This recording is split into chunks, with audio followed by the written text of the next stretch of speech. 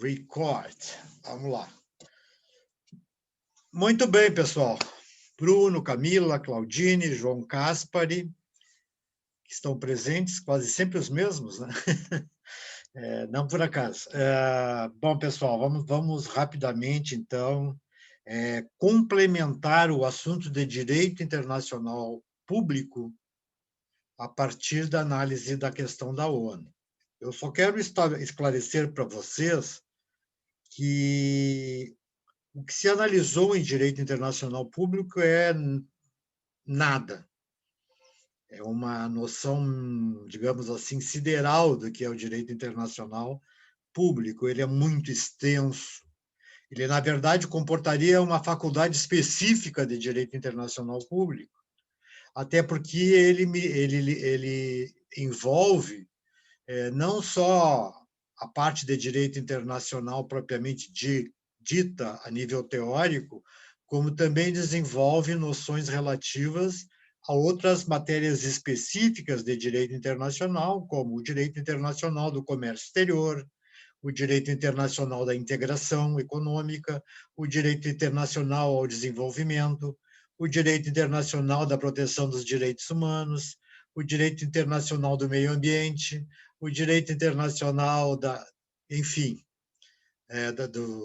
das questões financeiras, ou seja, todo mundo que gravita a nível de direito, ele, na verdade, está concentrado também na área do direito internacional. E, evidentemente, o que se tem visto, pessoal, é que cada vez mais as disciplinas do próprio direito interno, ou seja, aquele direito legislado no próprio país, começam a migrar para o direito internacional. O que não deixa de ser uma justificativa válida e eficaz à medida em que cada vez mais os Estados se submetem, né, à análise de questões mais éticas, mais morais, mais adequadas à realidade do mundo de hoje. A globalização econômica teve este grande privilégio de estabelecer uma comparatividade entre todas as civilizações, estabelecendo, acima de tudo, a ideia de que nós não temos mais tempo nem propósitos de estabelecermos regras jurídicas eminentemente internas, sem o devido respeito às normas externas de outros estados, maiormente naquilo que converge para a acepção mais próxima de todos, que é as questões de natureza coletiva, assim como, por exemplo, os direitos humanos, que, na verdade, não é, vínculo de direito internacional propriamente interno, propriamente dito, mas vínculo de direito internacional, a questão ambiental internacional, que a gente tem visto cada vez mais está envolvendo uma série de tratados e acordos internacionais, submetendo os estados à sua regulamentação.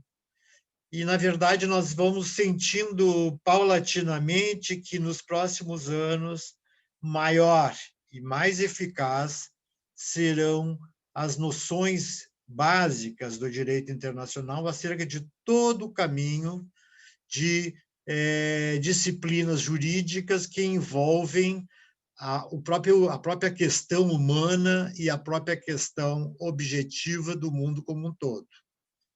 Assim sendo, pessoal, quando se analisa a ONU, aqui nós estamos dando, digamos assim, uma pequena e uma necessária parada, porque se eu vou continuar agora analisando as questões de direito internacional, nós não vamos ter tempo para mais nada.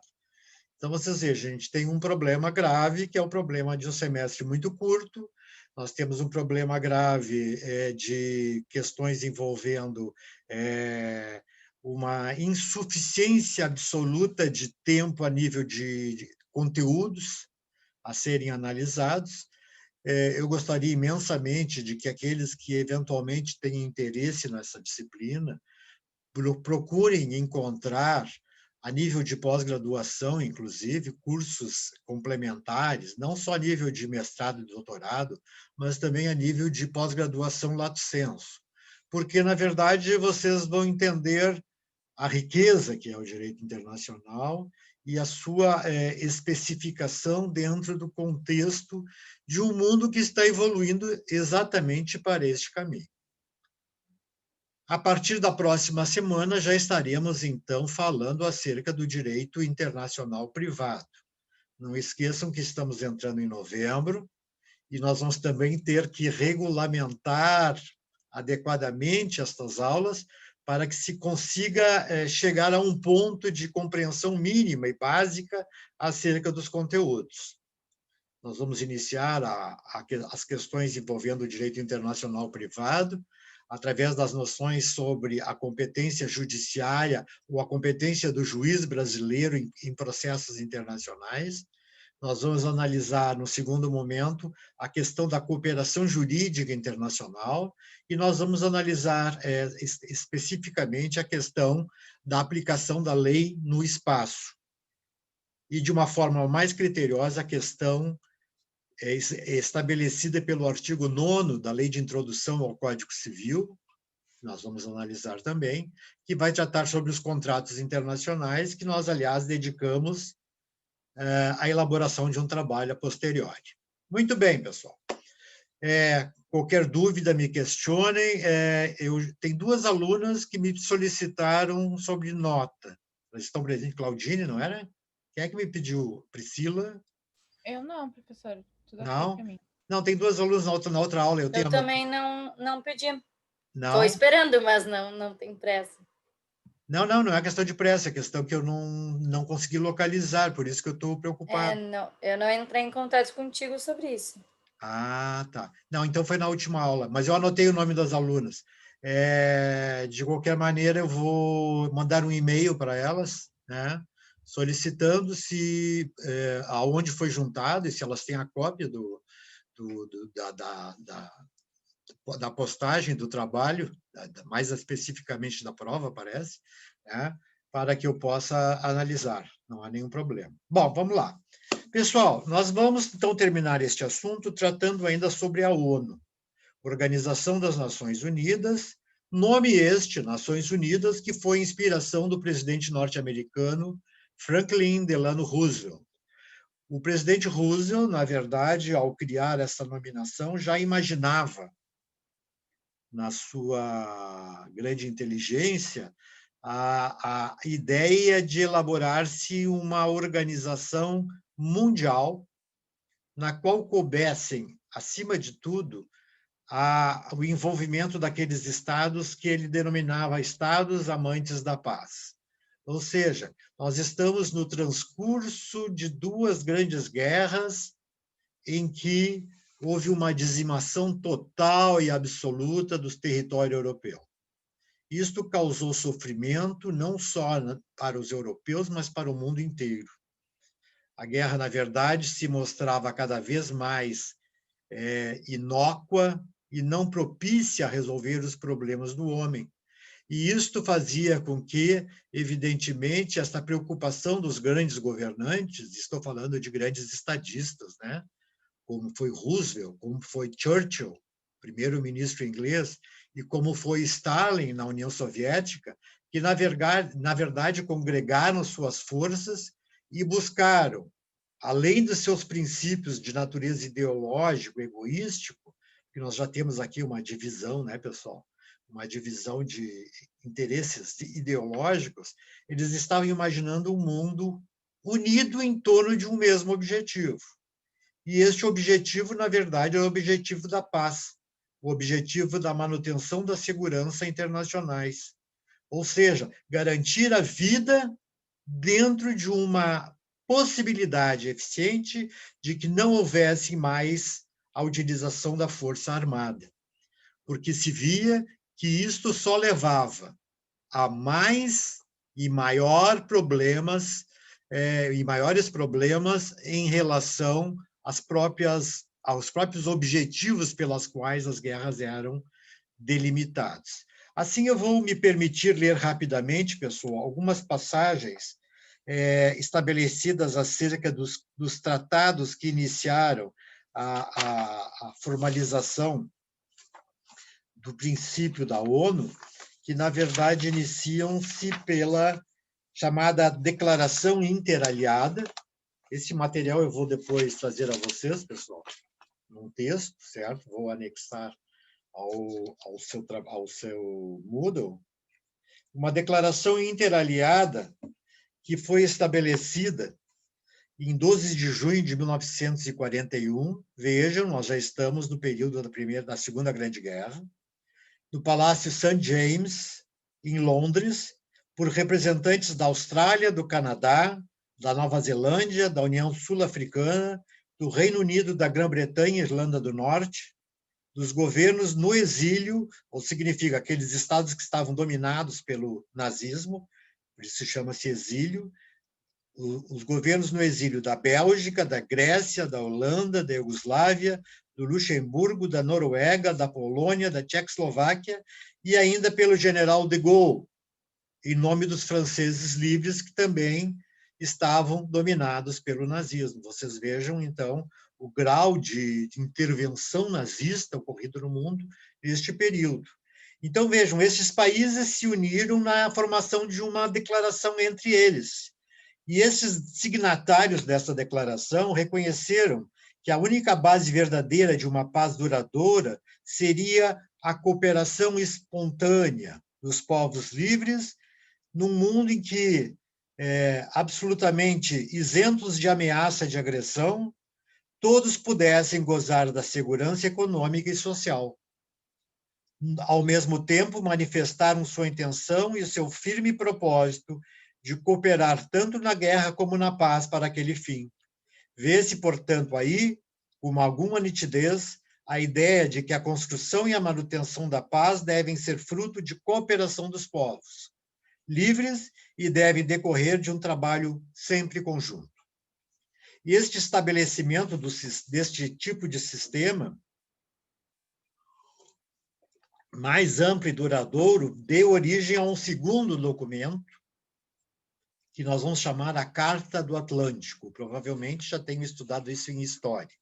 A Carta do Atlântico foi aprovada em 12 de agosto de 1941, portanto, poucos meses após, a bordo do navio Augusta, navio de guerra da Marinha norte-americana, pelo presidente americano Franklin Delano Roosevelt e pelo ministro inglês, o primeiro-ministro Winston Churchill. Somente foi tomada pública a Carta do Atlântico no dia 14 de agosto de 1941, e seu texto ele estava estabelecendo exatamente as diretrizes desta união dos povos. Lá no artigo 6º, eu estou resumindo agora, pessoal, disse o seguinte: depois da destruição completa da tirania nazista, espero que se estabeleça uma paz que proporcione a todas as nações os meios de viver em segurança dentro de suas próprias fronteiras, e aos homens em todas as terras a garantia de existências livres de temor e de privações. O artigo 7º continua: esta paz deverá permitir a todos os homens cruzar livremente mares e oceanos. O artigo 8º complementa: acreditam que todas as nações do mundo, por motivos realistas, assim como espirituais, deverão abandonar todo o emprego da força. Aqui um aspecto muito importante. A primeira ideia de abandono do uso da força. Em razão de ser impossível qualquer paz futura permanente, enquanto nações que ameaçam de agressão fora de suas fronteiras, ou que possam ameaçar, dispuserem de armamentos de terra, mar e ar. Acreditam que é imprescindível que se desarmem tais nações até que se estabeleça um sistema mais amplo e duradouro de segurança geral. Eles, igualmente, prestarão todo o apoio a medidas práticas tendentes a aliviar o peso esmagador dos armamentos sobre os povos pacíficos. Vejam a grande ideia, pessoal: acabar com a guerra, extinguir o direito de guerra. Se vocês se lembram da nossa aula que falamos dos direitos fundamentais dos Estados, nós colocamos ali que um dos direitos fundamentais, até então, era o direito de guerra. Então, os Estados faziam guerra a seu bel prazer. Ou seja, pelo interesse, muitas vezes, egoístico de conquistar mais terras, de conquistar outras riquezas, de subjugar povos, e, enfim, de determinar a sua influência decisiva sobre terceiros que, na verdade, eram seus próprios irmãos, né? Esta Carta do Atlântico, que foi um documento, digamos assim, estruturalmente importante dentro da configuração da montagem de uma grande aliança militar contra o eixo. Camila, quem era o eixo? Quem era o eixo? Os aliados da Segunda Guerra contra o eixo eram Alemanha, Itália e Japão, certo? Estes 3 países compunham as forças do eixo. E vejam a força que eles detinham, porque eles estavam dominando a Europa toda, certo? A despeito de, dentro da defesa dos interesses europeus, estarem presentes os Estados Unidos da América, que depois ingressam, a União Soviética e a própria China. E aí nós temos uma realidade que, na verdade, demonstrava o poderio alemão, italiano e japonês diante da tirania nazista fascista que acabou dominando o mundo, né? E acabou provocando exatamente a destruição de um mundo todo. Então, nós temos aqui que, depois do ataque do Japão a Pearl Harbor é uma base militar que fica sediada no Havaí.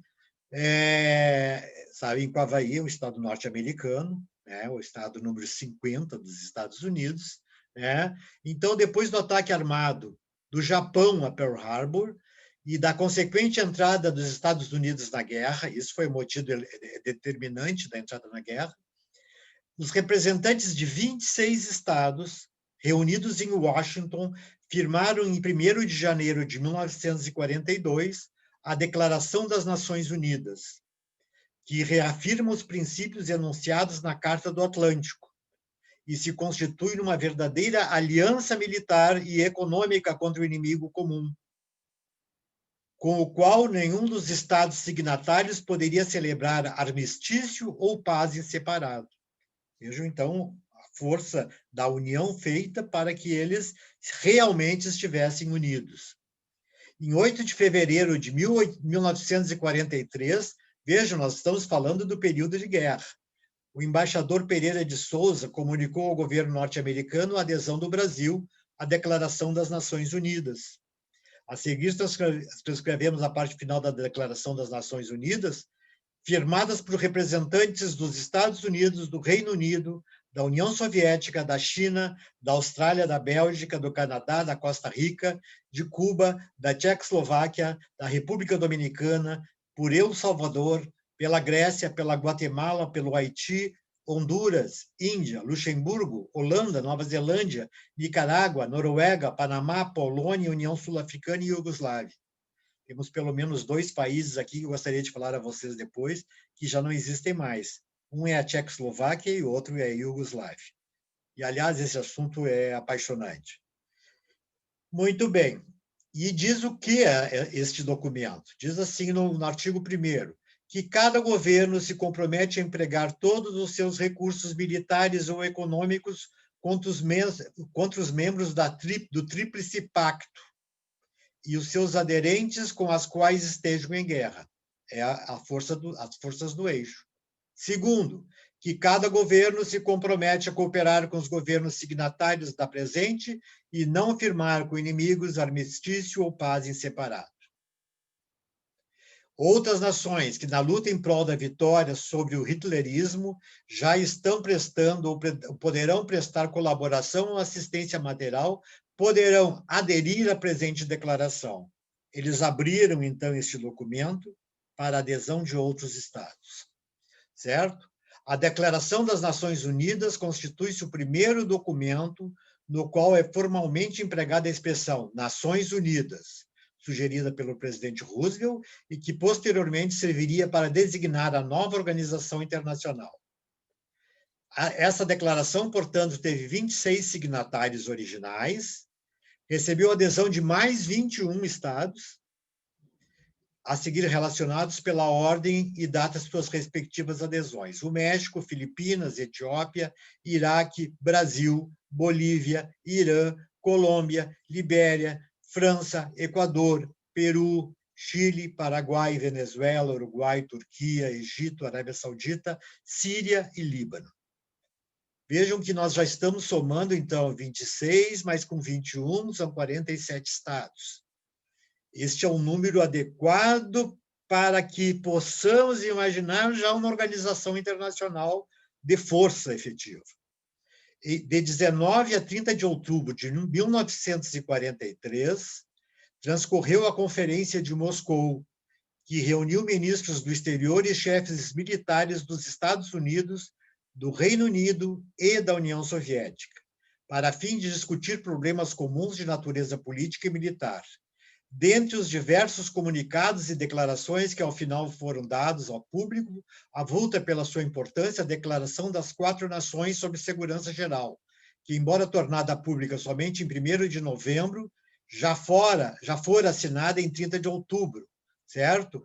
Pelo embaixador da China na União Soviética, o senhor Fu Ping-chung. Tá? Nesta declaração, que foi firmada em Moscou, os representantes daquelas quatro nações diziam, a certa altura, que reconhecem a necessidade de se estabelecer com maior brevidade possível uma organização internacional geral baseada no princípio da igualdade soberana de todos os estados amantes da paz e aberta a todos os estados grandes e pequenos para a manutenção da paz e da segurança internacionais. Aqui já se afirma, portanto, com bastante clareza, a precisa ideia de criação da nova organização internacional. Suas finalidades principais e suas características já começam a ser expressadas pelos representantes dos maiores países do mundo. Um mês mais tarde, em 1º de dezembro de 43, no final da Conferência de Teherã, Roosevelt, Churchill e Stalin assinam a Declaração das Três Potências, da qual se extraem os seguintes tópicos. Afirmamos a nossa decisão de que nossas ações nacionais trabalhem unidas na guerra e na paz que se seguirá. Muito bem. Para dar cumprimento aos compromissos assumidos na Declaração de Moscou, realizou-se em 21 de agosto a 7 de outubro a chamada Conferência de Dumbarton Oaks. Dumbarton Oaks é uma cidade norte-americana, certo? Esta conferência, que se realizou nas proximidades de Washington, com a presença dos representantes dos Estados Unidos, da Grã-Bretanha, da União Soviética e da China, durante essa conferência foram elaboradas as propostas conhecidas como as propostas de Dumbarton Oaks. Tratava-se, evidentemente, de um projeto de carta constitutiva da nova organização internacional, cuja criação se considerava necessária e urgente, realizar nos termos que foram acordados em Moscou. Em Dumbarton Oaks, na verdade, o que nós temos diante de nós é a existência dos traços essenciais da criação da ONU, no que tange, acima de tudo, os aspectos de natureza jurídicos. Depois nós vamos ver uma outra conferência internacional, certo? Que vai se reunir também nos Estados Unidos, que vai traçar os elementos básicos de economia para os tempos de paz. Tudo isso estruturado dentro de princípios que foram depois incorporados à Carta da ONU. A Carta da ONU foi assinada em 24 de outubro de 1945. Portanto, a Carta da ONU tem quantos anos? Quantos anos, pessoal? 45 a 2020? Podem escrever aí, fazer a continha. Vamos ver, 65 mais 20? Eu acho que é mais ou menos isso, 85 anos. 75 anos, exatamente. Essa é a existência da ONU. Em 24 de outubro, agora, nessa semana ainda, nós comemoramos, então, o aniversário da ONU, e dia 24 de outubro foi o dia consagrado ao Dia das Nações Unidas, onde iniciou o grande trabalho realizado na Conferência de São Francisco, essa conferência que terminou e criou, na verdade, a fundação da União Soviética, desculpem, da Organização das Nações Unidas, já com 51 estados aderentes, certo? Pessoal, para que vocês tenham uma rápida ideia, hoje a ONU está compondo-se com 193 estados. Quem é que não compõe a ONU? Só 2 estados do mundo. Um é Taiwan, aquela colônia que pertence, aquela parte colonial que pertencia à China, né, comunista, que se desligou da China comunista, e o Vaticano, certo? Além destes, todos os países do mundo firmaram e têm compromisso com a Carta da ONU. Muito bem. Eu quero só pegar aqui o material relativo a nosso ponto aqui, ok? Então, quantos estados mesmo tinha no início, perdão? Eram 51, né? 51 estados. Na verdade, eram 50 estados, mas em seguida a Polônia aderiu e passou ao número de 51. São os que nós chamamos de membros originais ou originários da ONU. Todos os demais membros da ONU são chamados membros eleitos, ou seja, os 100 e poucos membros que, na verdade, passaram a integrar a organização e que hoje complementam exatamente a ideia de uma organização tipicamente universal. Tá? Bom, então nós temos aí essas conferências que são os pontos básicos da evolução da organização, certo? Essas conferências, na verdade, elas foram sendo formadoras da ideia final da Carta da ONU e que, na verdade, estabeleceu propósitos e princípios. Vejam assim, o artigo 1º da Carta da ONU, evidentemente que eu não vou pedir a vocês que vocês tenham em mãos a Carta da ONU, e se vocês quiserem, eventualmente, vocês simplesmente escrevam para a ONU que eles lhes mandam gratuitamente a Carta da ONU e qualquer outro documento que vocês precisem, certo? Vejam, quais são os propósitos da ONU? Então, nós traçamos uma série de propósitos, que seriam os propósitos que eles se dignaram a atender para poder realmente atender às suas políticas de natureza da manutenção da paz e segurança. E, evidentemente, o primeiro propósito é a manutenção da paz e da segurança internacionais. O mais importante princípio da organização, certo? E sobre o qual repõem-se ou se recolocam todos os demais princípios. O segundo propósito básico é que todas as nações mantivessem entre si, os 2 estados que não compõem a ONU é o Vaticano, certo? E Taiwan. Tá?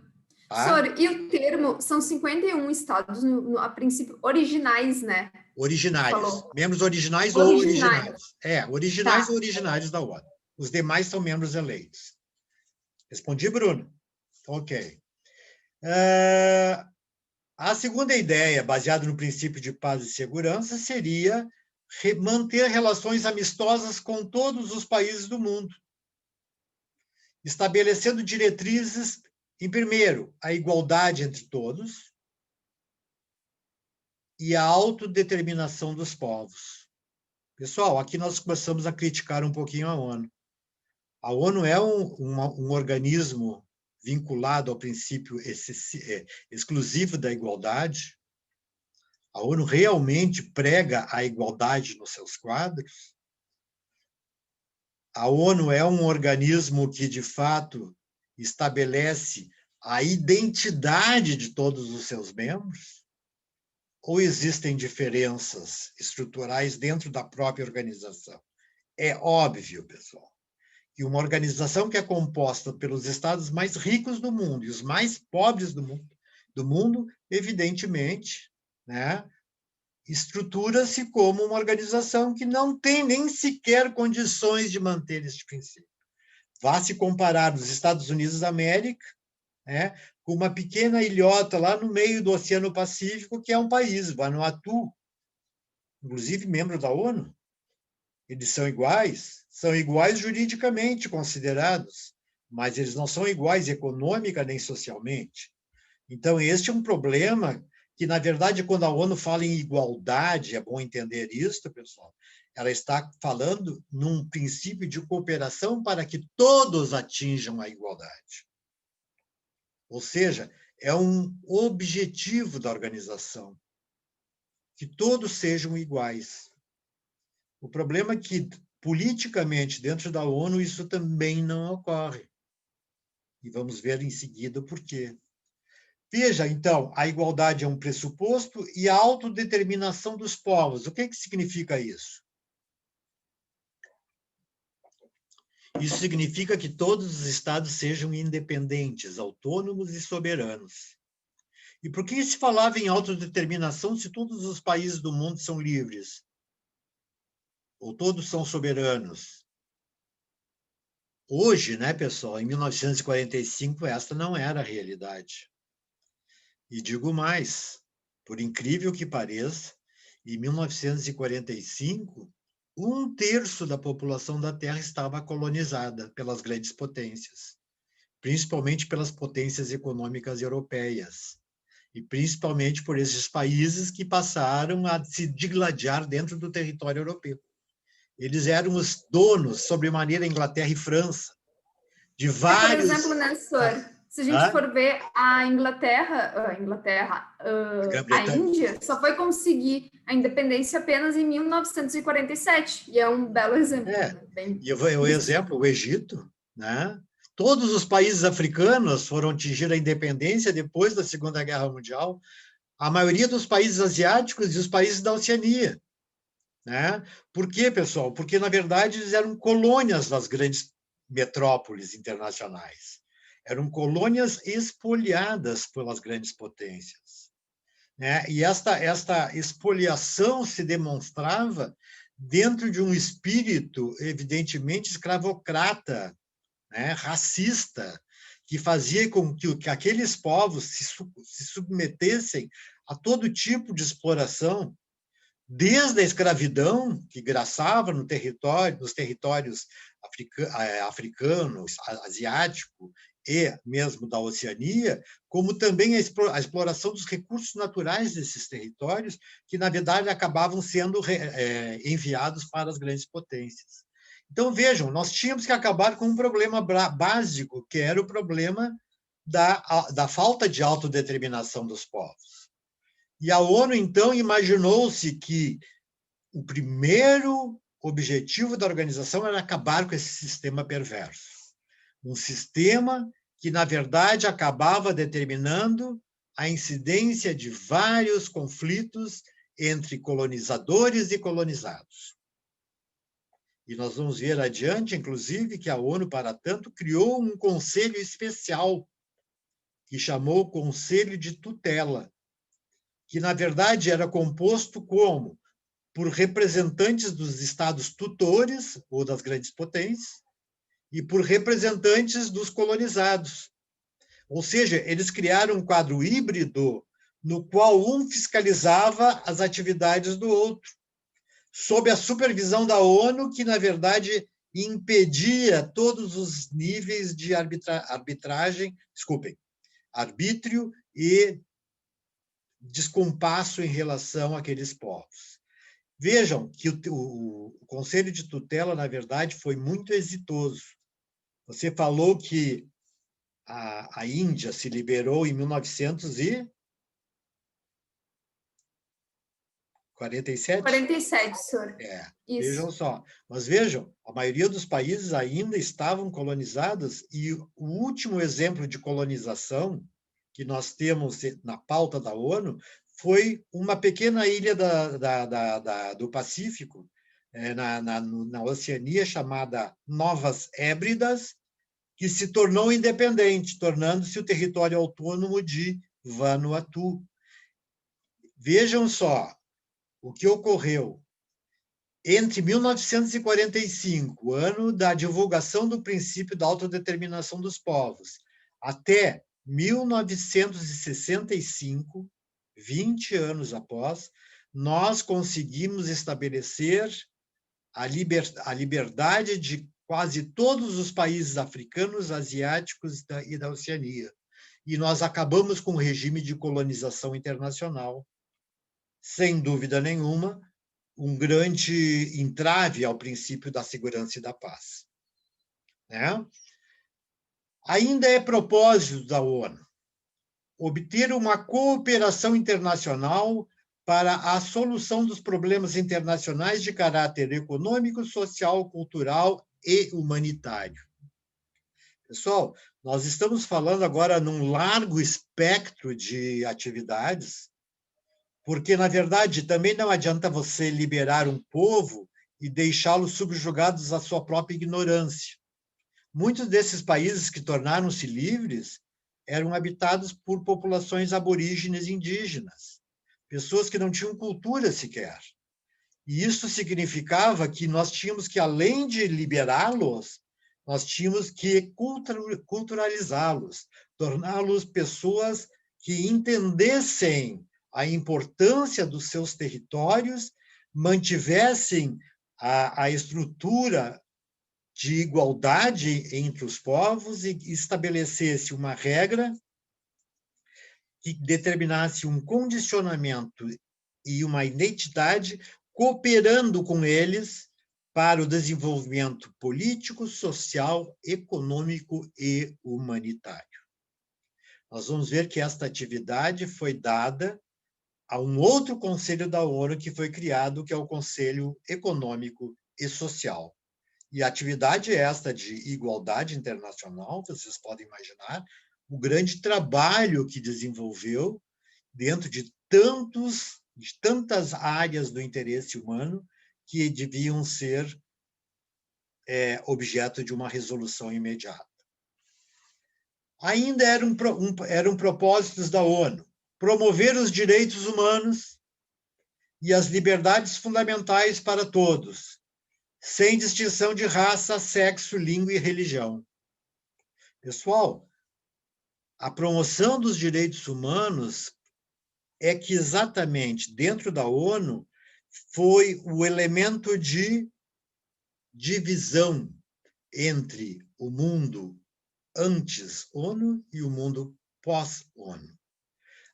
Em 1947, nós vemos que a ONU, através do Conselho Econômico e Social, lança a famosa Declaração Universal dos Direitos Humanos.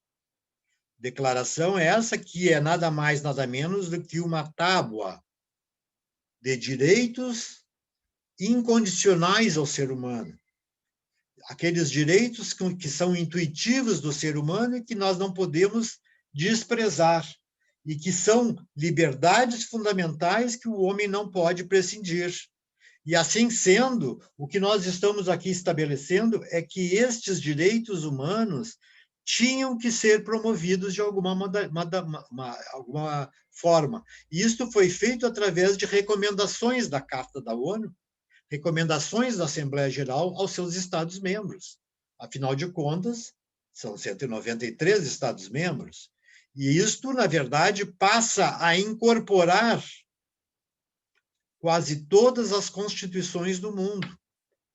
O nosso artigo 5º da Constituição Federal, né, composto de inúmeros incisos, 60, são exatamente uma transcrição à Carta da Declaração Universal dos Direitos Humanos. Vejam que eles passam de recomendações e passam a ser obrigações. E mais do que obrigações, no momento que passam a constar de constituições federais, eles são as chamadas cláusulas pétreas da Constituição. Pétreas, de pedra, significa não podem ser alteradas ao arbítrio de qualquer pessoa. O direito à vida, o direito à liberdade, o direito à alimentação, e todas estas estruturas de valorização do ser humano, elas passam, então, a se tornar fórmulas de conduta impositivas e obrigatórias. Tanto é verdade que nós vamos ver que a ONU pode determinar a intervenção em qualquer país se houver ruptura dos direitos humanos. Se houver a ruptura dos direitos fundamentais. Vocês já viram aquele filme, Hotel Ruanda? Já viram esse filme? Se tiverem oportunidade, vocês vão assistir ali uma intervenção da ONU em território africano, onde 2 tribos locais se digladiam, uma com menor força e uma outra com alta força, porque dominada pelo próprio governo do Estado, sendo que esta mais forte simplesmente domina a mais fraca e estabelece uma carnificina total, determinando a intervenção imediata e conclusiva da ONU naquele território, certo? Ruanda, ok? E ainda é propósito da organização ser um centro destinado a harmonizar as nações para atingimento de todos esses objetivos. Não são muito simples os objetivos, né, pessoal? Os objetivos são bastante consistentes e, evidentemente, por isso a organização se tornou algo bastante intrincado em termos de estrutura, uma estrutura que tem que atender todos esses objetivos. Ela, por si só, vai ser considerada uma organização que tem que estar presente em todo o mundo. Tem que contar com a colaboração de pessoas voluntárias, não voluntárias e todos aqueles que puderem, de alguma forma, contribuir nestes propósitos. Bom, além dos propósitos que estão estabelecidos no artigo 1º da Carta da ONU, o artigo 2º da Carta fala dos princípios da ONU. Quais são os princípios da organização? Como ela deverá se dirigir ao futuro? Como é que ela será uma organização permanente? Primeiro, exigir que haja igualdade soberana para todos os povos. Igualdade soberana para todos os povos. Segundo, que os membros da ONU, ou seja, os Estados-membros, esses 193, devam cumprir de boa fé as obrigações assumidas na Carta. Ou seja, eles não podem interpretar a Carta de modo que seja contrário aos seus objetivos. Terceiro, evitar em suas relações internacionais a ameaça ou uso da força contra a integridade territorial e independência política de qualquer Estado, ou mesmo uma ação incompatível com os propósitos da ONU. Aqui está espelhado, então, exatamente a extirpação do direito de guerra. Os Estados se obrigam, certo? Se obrigam em suas relações com os demais Estados, a evitarem a ameaça e o uso da força. E vejam que a ONU é tão sequiosa nesse objetivo que ela simplesmente obriga os seus Estados que ingressam na organização a firmar uma espécie de compromisso expresso de que está renunciando ao direito de guerra em favor da ONU. Ou seja, é a ONU única que poderia hoje, licitamente, fazer guerra. E dentro dos propósitos da chamada guerra lícita. Ok? Ainda, os membros da ONU devem toda assistência nas ações que esta recorra na forma da Carta, abstendo-se de auxiliar qualquer Estado contra o qual a ONU esteja exercendo alguma forma de pressão, ou seja, aliando-se a Estados inimigos. Ou seja, estão proibidas as intervenções de Estados-membros da ONU em estados nos quais a ONU está tomando alguma medida. Vejam, por exemplo, aquela guerra do Golfo, a guerra do Iraque, em que eles invadiram o Kuwait. Quando eles invadiram o Kuwait, na verdade, o Estado iraquiano, que, embora membro da ONU, descumpriu, violou a Carta da ONU, ela estava sendo objeto de uma intervenção exatamente porque este Estado violara os princípios de direito internacional.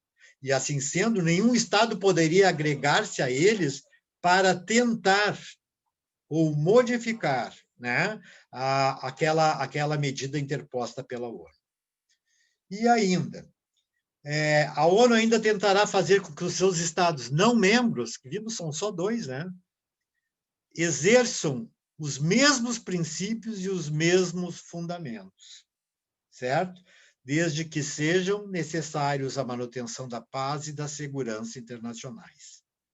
E, finalmente, a ONU não intervirá em quaisquer assuntos que demandam ou que dependem da jurisdição interna de qualquer Estado, nem obrigará seus membros a submeterem estes assuntos a uma solução.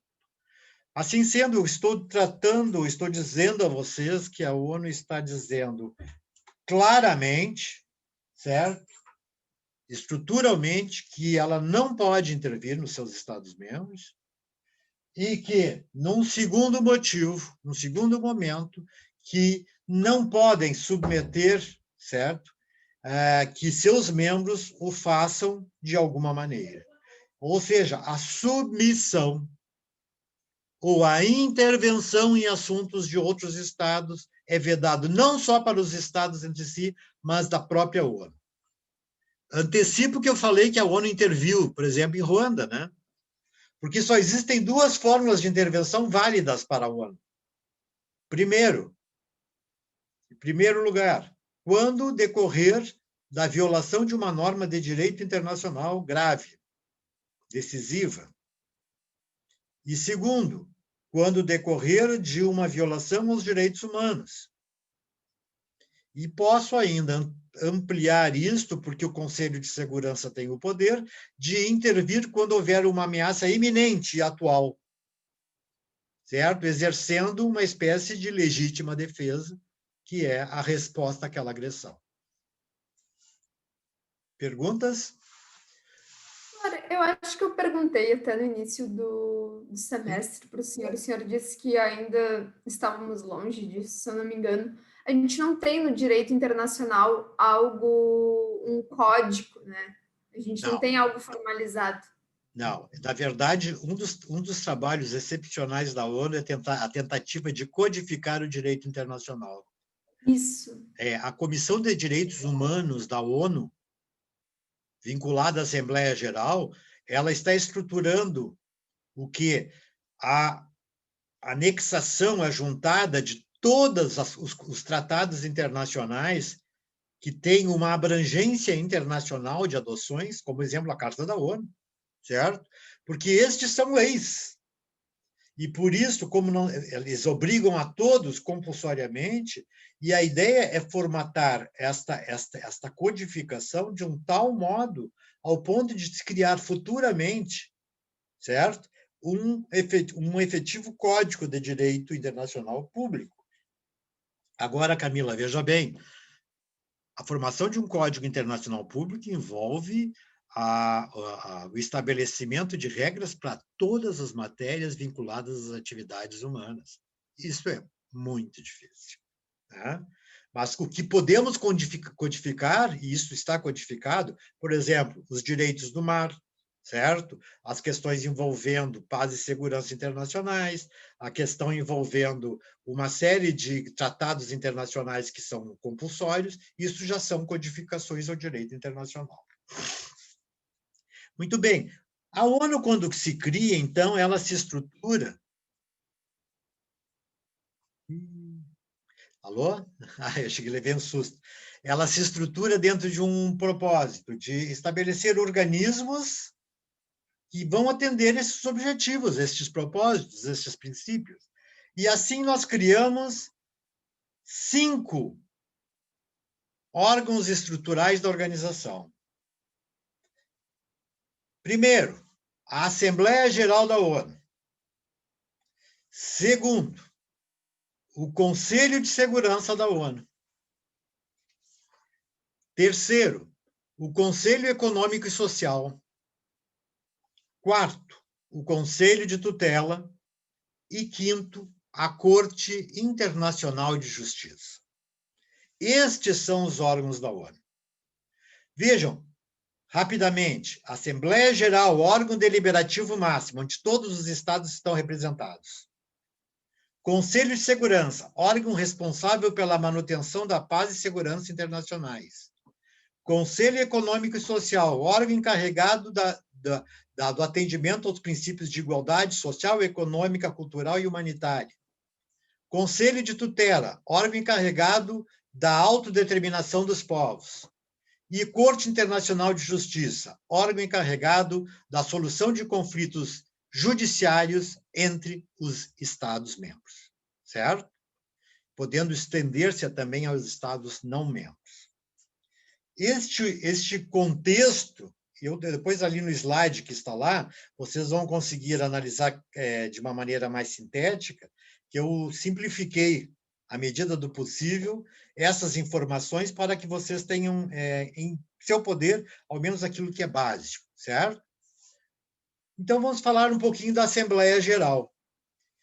Repito, é o órgão deliberativo máximo, ou seja, onde são votadas todas as questões da ONU. Nenhuma questão é aprovada na ONU se não passar pela Assembleia Geral. Ou seja, nós temos quantos representantes na Assembleia Geral da ONU? Quantos representantes nós temos na Assembleia Geral da ONU? 193 representantes, sendo que cada um destes pode encaminhar à ONU até 5 delegados, certo? Mas estes 193 são os estados que deliberam dentro da organização. São os estados que têm o direito a um voto cada um. E aqui o princípio da igualdade se faz transparente, né? Se Nauru, se Belarus e Estados Unidos ou China têm o mesmo peso, o voto vale igual. Certo? Muito bem. O que se discute na Assembleia Geral? Todos os assuntos da organização. Tudo que está previsto na Carta da ONU. Relações entre Estados, tratados internacionais, negócios internacionais, conflitos internacionais, desarmamento, armamento, terrorismo, os direitos do homem, os direitos civis, políticos e econômicos, e assim por diante. O que ela delibera? O que a Assembleia Geral delibera? Ela delibera não impondo absolutamente nada aos Estados-membros. Nós vimos lá que um dos princípios é que ela não pode intervir nos Estados-membros, né? Mas, e por isso, ela apresenta a eles recomendações. Eu te recomendo que você faça assim.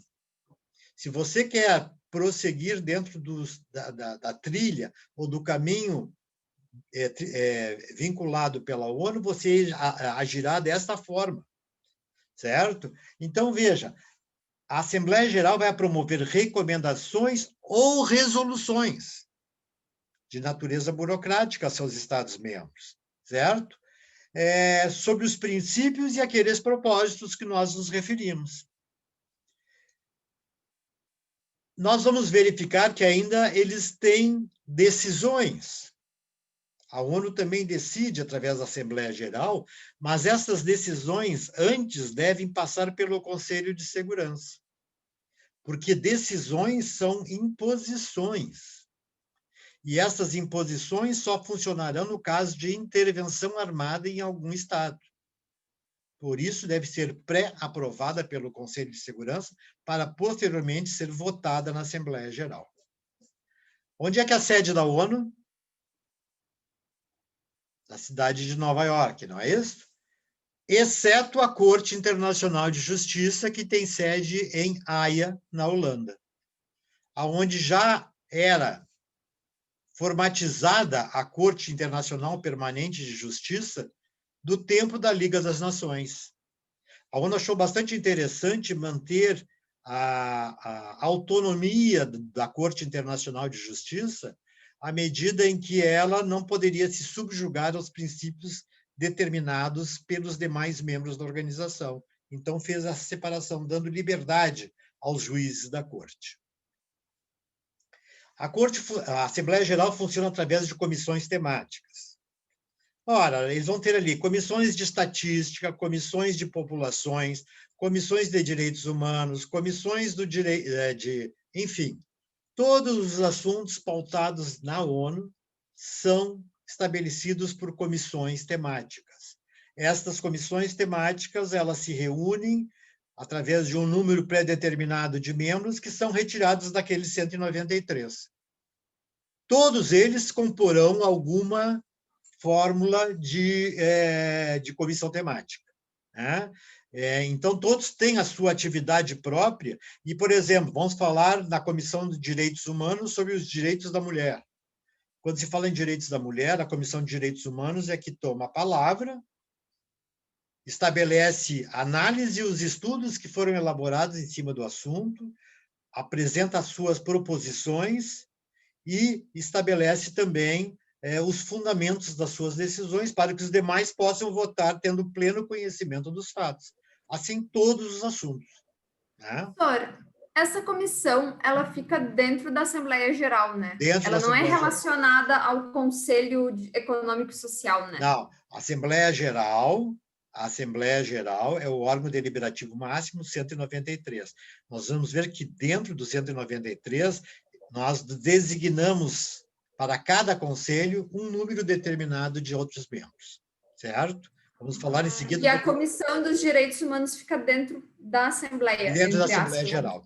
Toda a Assembleia Geral tem várias comissões temáticas, e todas elas são ocupadas por Estados-membros, certo?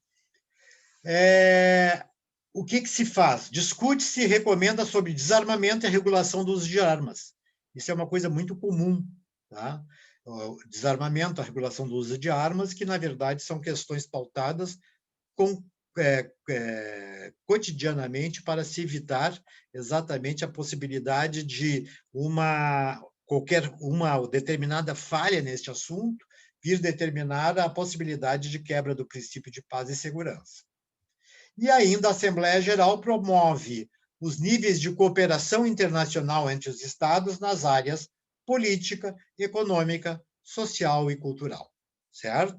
Ou seja, quando se discute os assuntos de todas as demais comissões, nós vamos falar de Assembleia Geral da ONU, certo? A Assembleia Geral da ONU, então, ela vai votar essas questões.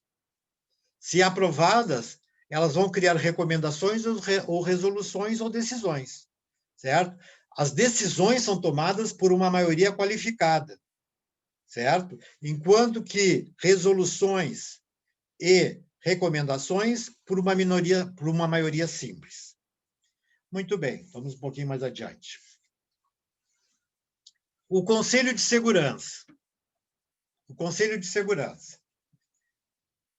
Bom, eu posso dizer que o Conselho de Segurança, quer queiramos, não queiramos, é o órgão mais importante da ONU. Porque ali estão assentados os 5 membros mais poderosos da organização desde a Segunda Guerra Mundial. Ou seja, Estados Unidos, China, União Soviética, que hoje está substituída pela Rússia, certo? A França e a Grã-Bretanha. Estes são os Big Five, os 5 grandes. Por que eles são os grandes? Porque eles se atribuíram, vejam que aqueles documentos que nós falamos antes, são documentos que foram criados por eles. Toda a estrutura da organização, até a sua fundação, originou-se a partir da união destes 5 membros, que são os mais fortes e que foram realmente os vitoriosos da Segunda Guerra Mundial. Mas, na verdade, nós já podemos fazer uma pequena crítica. Foram membros de uma grande aliança contra o eixo.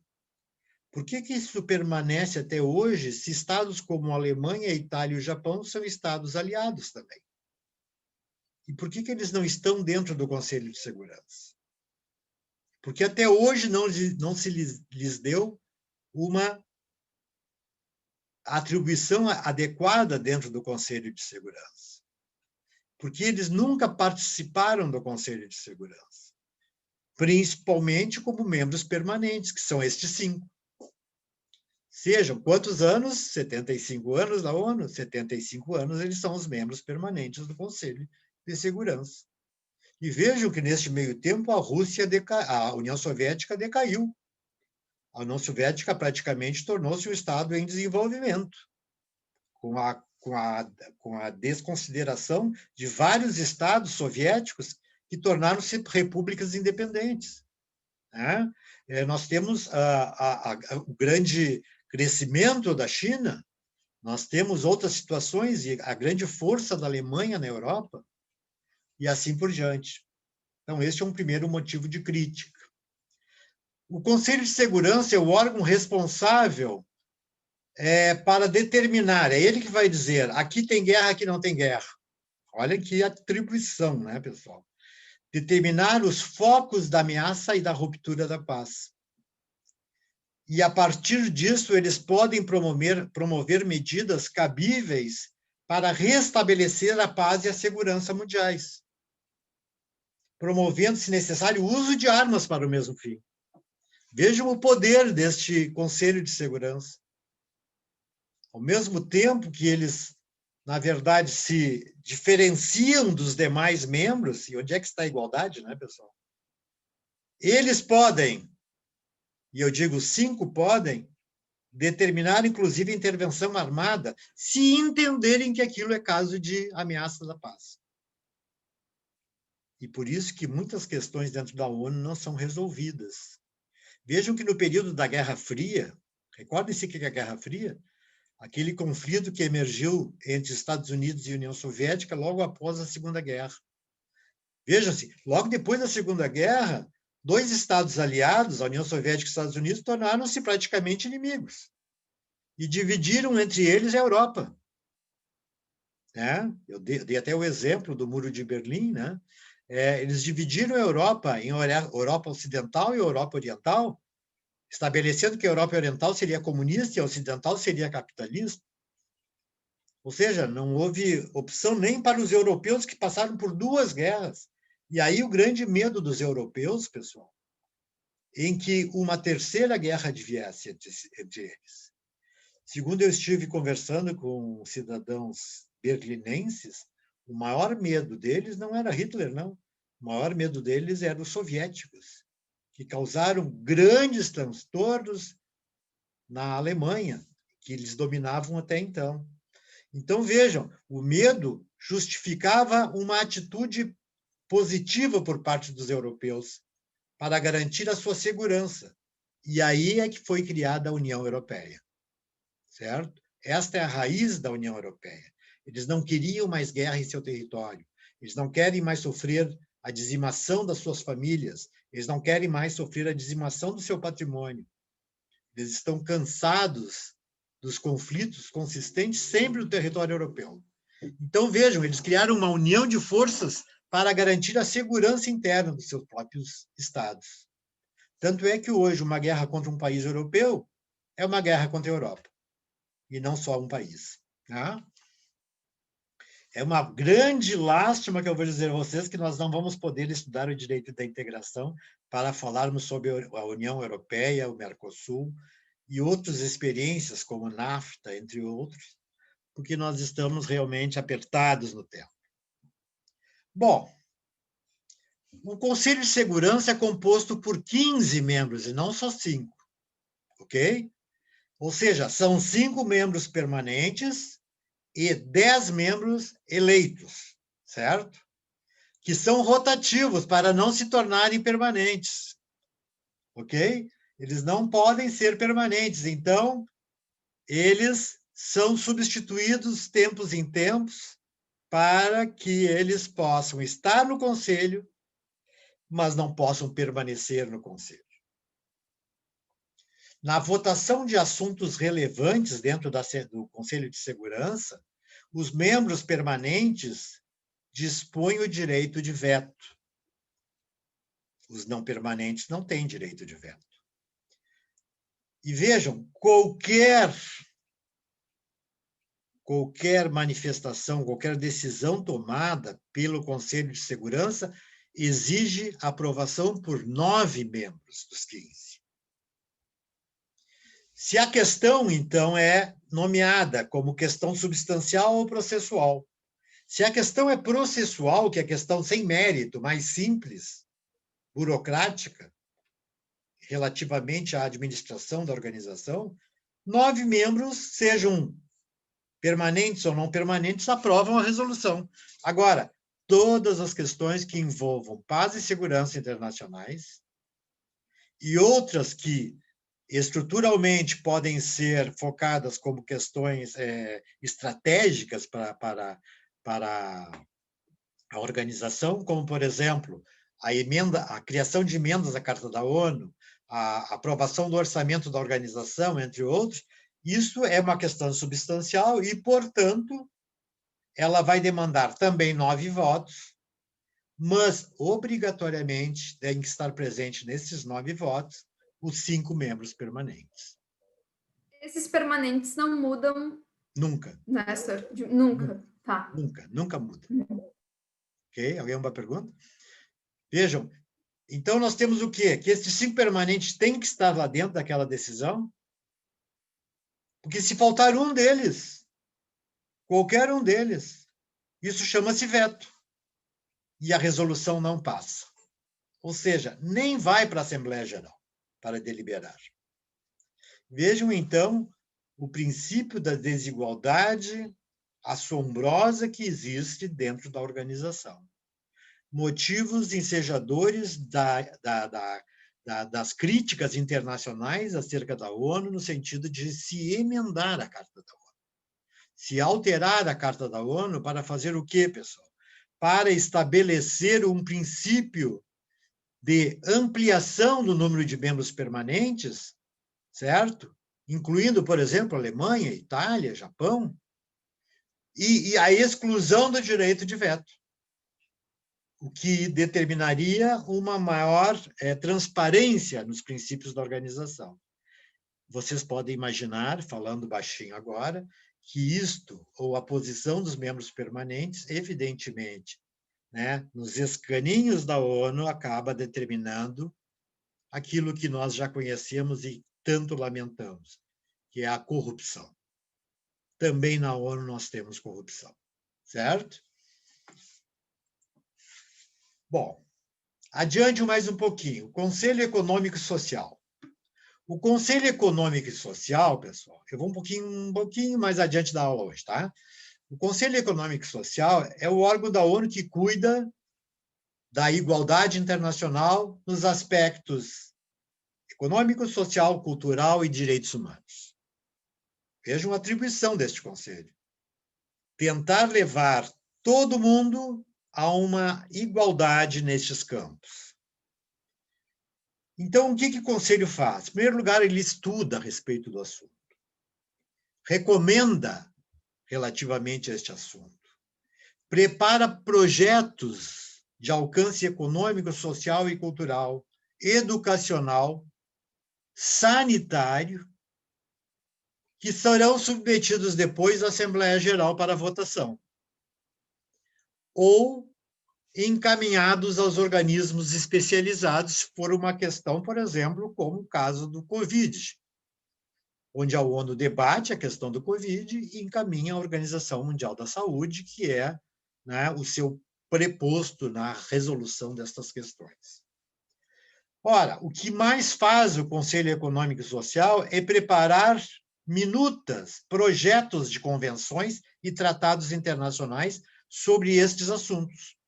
O Estado, eu quero formular no Brasil um tratado internacional com a Argentina sobre matéria econômica. Ora, eu posso encomendar ao Conselho Econômico e Social, certo? Uma minuta deste documento, dentro destas bases que nós imaginamos, porque o Conselho Econômico e Social é o órgão mais preparado para trazer à tona os elementos básicos para a elaboração de um tratado internacional no setor social, cultural, econômico, sanitário, de direitos humanos, entre outros. Então, o Conselho Econômico e Social recomenda e promove o respeito e a observância integral e incontestável dos direitos humanos e das liberdades fundamentais. Vocês imaginem, então, que este Conselho Econômico e Social, quando se trata da questão dos direitos humanos, observância dos direitos humanos, das liberdades fundamentais, ela está em todas as partes do mundo, cuidando, por exemplo, daqueles que são excluídos de sua pátria, cuidando daqueles que sofrem pela fome, cuidando daqueles que passam dificuldades econômicas, cuidando daqueles que passam alguma forma de desigualdade internacional, cuidando daqueles que sofrem pela escravidão, de alguma maneira.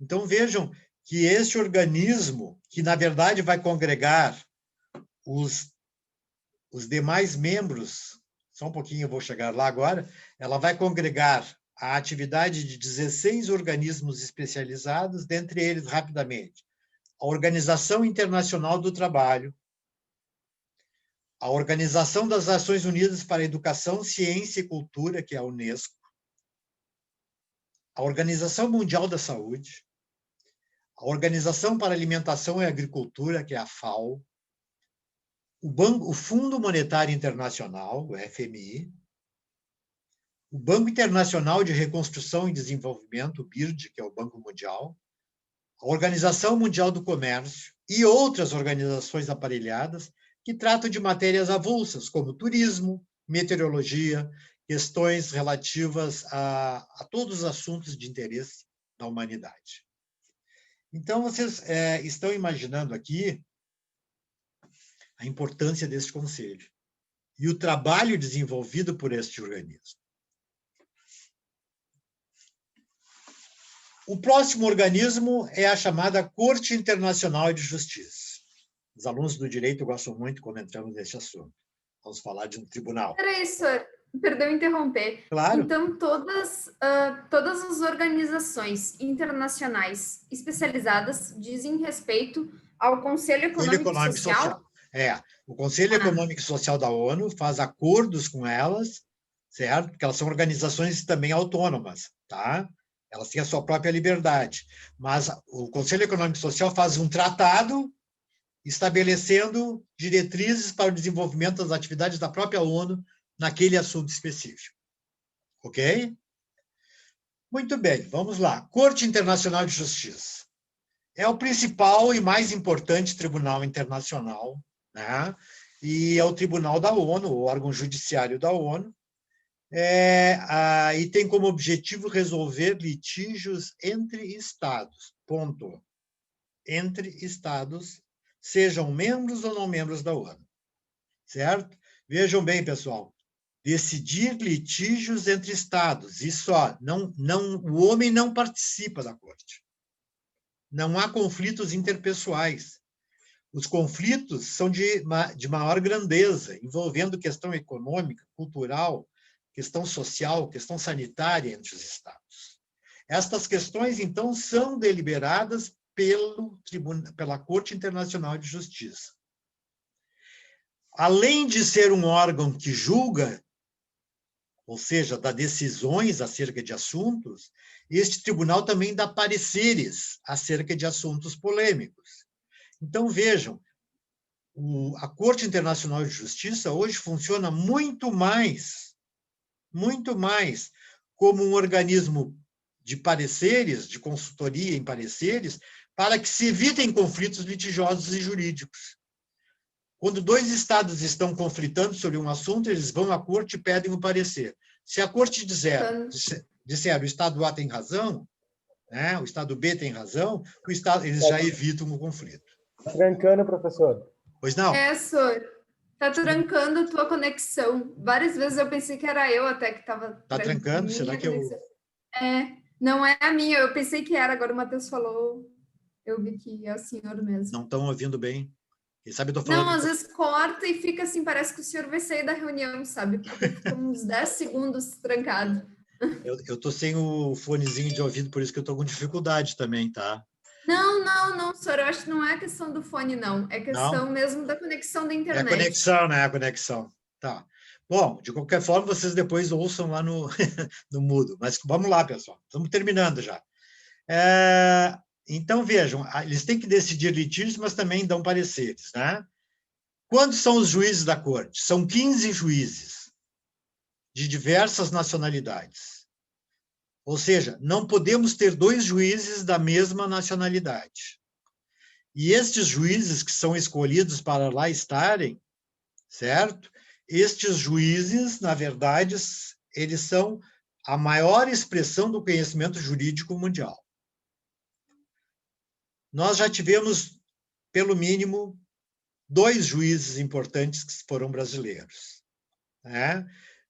E eles, na verdade, exerceram a função, o Cansado Trindade e o... me esqueci agora. Acho que até a Camila tem um livro dele. Tu me mostrou ao menos o livro, é um dos indicados num dos livros. Agora, daqui a pouco eu me lembro. Que são os 2 juízes que eram brasileiros. O Rezec, Francisco Rezec. Me lembrei. Ouviu? Francisco Rezec. Está cortando mesmo, né? Vejam, ora, esses juízes têm um mandado de 9 anos. 9 anos. Mas eles podem permanecer lá depois disso. Na verdade, os grandes juízes permanecem por mais tempo do que isso, e às vezes até o seu falecimento eles permanecem lá. Todos eles são dotados de imunidades diplomáticas, porque eles têm que exercer, às vezes, as suas funções fora de Haia, na Holanda, onde é a sede da Corte Internacional de Justiça. Nenhum Estado, membro ou não membro, está obrigado a socorrer-se da Corte. Então, assim, a Argentina entrou com uma ação contra o Brasil. Não existe isso. Como nós sabemos dos nossos tribunais, eu entrei com uma ação contra a Camila. Né? Essa é o normal, e o juiz vai decidir. Lá, na Corte Internacional de Justiça, só haverá jurisdição do juiz se as partes em conflito requisitarem à Corte essa manifestação. Se faltar uma das partes, não tem manifestação. Entenderam? E isto está sendo considerado em face ao princípio da soberania estatal. O Estado não pode ser submetido a uma decisão, a não ser que ele queira. Então, vejam, a submissão a esses litígios faz com que eles, os Estados, tenham uma jurisdição obrigatória. O que a Corte decidir, está decidido. Não há apelação nem recurso, certo? Ou quando esta decisão de que a Corte irá resolver já constar lá num tratado internacional que foi descumprido. Vamos imaginar lá uma determinada cláusula que diz: quaisquer conflitos envolvendo este tratado serão resolvidos pela Corte Internacional de Justiça. E só nessas hipóteses. Quanto mais, a jurisdição da Corte é facultativa. Todas as sentenças da Corte, então, não são recorríveis, não são apeláveis. Não há recurso. A execução... Imagine se o Estado não cumprir a decisão. Se um Estado não cumprir uma decisão da Corte e se submeteu a essa decisão, quem vai deliberar acerca do cumprimento dessa decisão é o Conselho de Segurança da ONU. A Corte remete ao Conselho de Segurança, que, através do caminho da força, vai fazer cumprir. É como se fosse o poder de polícia do direito internacional. Adiante, nós temos o secretariado. Pergunta-se: o secretariado é o órgão administrativo máximo da ONU, chefiado pelo secretário-geral. Alguém sabe o nome do atual secretário-geral da ONU? E esse secretário-geral tem mandado de 5 anos. O atual secretário-geral foi investido do poder em 2017. Como é o nome dele? Alguém sabe? Tema para casa, certo? Tema para casa. Está todos os dias aparecendo na televisão. O senhor não é o Antônio Guterres? Antônio Guterres. Eu estava falando com o... Antônio Guterres. Antônio Guterres, exatamente. Ele tem aparecido muito em função dessas crises, né, de natureza sanitária, que ele está também tentando intervir de alguma maneira para resolver a questão. O que compete ao secretário-geral? Fazer relatórios para a Assembleia Geral sobre todos os assuntos da ONU, certo? E poderá chamar a atenção do Conselho de Segurança no caso de que exista ameaça da paz e da segurança. Ele pode fazer com que o Conselho venha trabalhar. Porque o Conselho de Segurança é um órgão permanente. Isto quer dizer que o órgão permanente é um órgão que está sempre reunido. Agora, muitas das vezes, o Conselho de Segurança não se dá conta que está havendo uma questão envolvendo a ameaça da paz. Eu teria ainda que falar para vocês do Conselho de Tutela, mas, na verdade, o Conselho de Tutela está desconstituído atualmente. Por quê? Porque o Conselho de Tutela já cumpriu todas as suas funções. Eu falei que, em 1965, ele atendeu o último caso de território colonizado, que se tornou independente. E, portanto, ele não tem mais atividades dentro da ONU. Na verdade, ele tem se reunido agora para resolver duas questões polêmicas que eu acho que já falei a vocês. A primeira questão das Ilhas Malvinas, ou das Ilhas Falkland, que é uma potência, que é um território inglês, né? Reclamado pela Argentina, e a questão da Groenlândia, que é um território dinamarquês. E a ideia da ONU é torná-los independentes também, e aí excluindo absolutamente todas as questões envolvendo a questão da autodeterminação dos povos. Ok, pessoal? Eu acho que por hoje é isso. É um pouquinho cansativo, né? Porque a gente é meio enunciativo, a gente não tem tempo de discorrer propriamente acima do assunto, mas o assunto tem assunto para tudo. Tem matéria para discussão. Eu fui copiando os slides também, aí me cansei mesmo. Maravilha, pessoal. Semana que vem, então, nós iniciamos a aula relativamente ao direito internacional privado. Eu já vou dar os primeiros fundamentos, então, daquela disciplina e vamos, então, analisar. Nós temos, na verdade, a semana que vem já é novembro, né? Nós temos aí, acho que umas 2 ou 3 aulas só, hein, pessoal? Que nós temos depois a prova, né? E depois já temos a prova especial, então, assim, eu vou ter que me virar em três aulas agora, certo? Mas eu não tenho nenhum problema em que vocês tenham aprendido um pouquinho mais do direito internacional, certo? Isso não vai fazer falta absolutamente nenhuma. Muito obrigado por todos, se desculpem eventual transtorno aí com o sistema, faz parte, né? Obrigado, um abraço, boa noite. Camila, Bruno, João Gaspar e Matheus, Paulo e Priscila. Boa semana, senhor. Boa semana para vocês também. Tudo de bom. Igualmente.